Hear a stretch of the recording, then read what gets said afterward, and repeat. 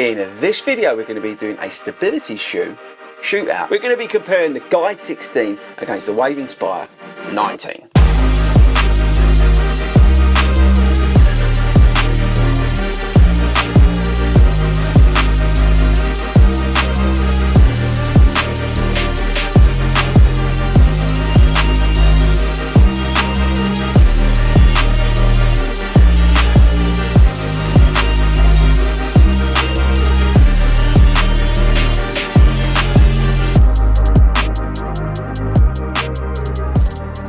What is up everybody, and welcome to Stability Shoe HQ here at FORDY RUNS. Now I thought this would be kind of cool in a way, but I might actually contradict myself all the way through this video, so stand by.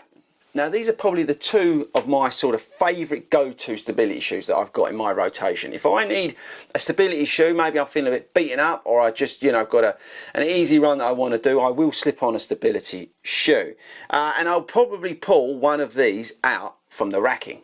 So we've got a new updated Guide 16, which is mainly an update to the upper. We've still got everything else on it. We've got Power Run midsole, we've got the Hollow Tech, and all that sort of stuff. We've got the, I think it's the XT900 outsole, but I say the main thing is the improved upper of the shoe.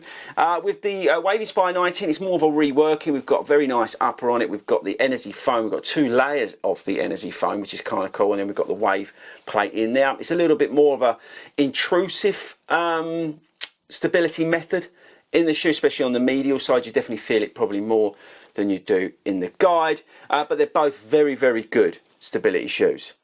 Both are well priced, £130, £140. You've got to be aware this has got a 12mm drop, so just watch out for that.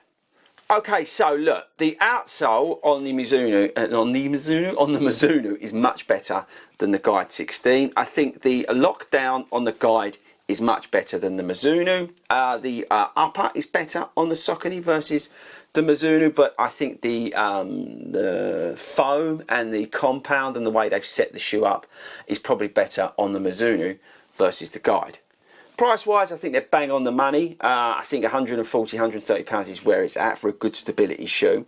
But here's the thing, right, with these shoes, because with the Mizuno, I think this is probably a really good shoe if you're marathon training, because you can go long in it and you can do all the other stuff in it, but you can go long in it. Because of the higher amount of energy foam in this shoe, this is going to be more forgiving and more rewarding over those longer miles versus the Guide.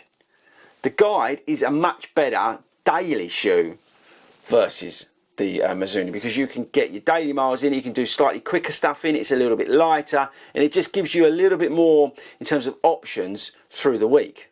So in a way, they kind of actually complement each other. It's like if you had the Nova Blast 3 and the Super Blast. It's that kind of deal, I would say, here with these two stability shoes. But here's the thing. If I could only pick one, it would probably be the Mizuno. And that's because I'm always in marathon training. If I wasn't marathon training and I was like half marathon training, I'd probably go for the Guide. So I don't think I've helped. Like I said at the start, I think I'm going to contradict myself all the way through here, because actually they're both very good stability shoes. I think these are probably two of the best stability shoes out there at the moment. And it depends what you're doing as a runner, where you're at in your journey. So just to recap quickly, daily trainer, just want to get out there and run, Guide 16. If you've got some form of like marathon training, or maybe even half marathon training, but yeah, some sort of endurance based longer miles that you need to do, then go for the Mizuno.